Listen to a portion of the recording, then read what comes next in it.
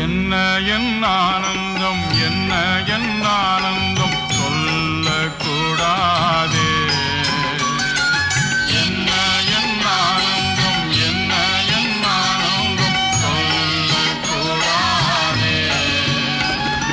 மன்னன் கிறிஸ்து என் பாவத்தை எல்லாம் மன்னித்து விட்டாரே.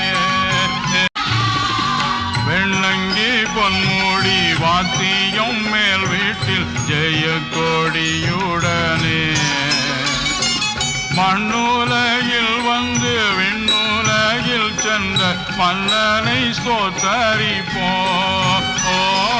மண்ணுலகில் வந்து விண்ணுலகில் சென்ற மன்னனை ஸ்தோத்தரிப்போம். என்ன என் ஆனந்தம், என்ன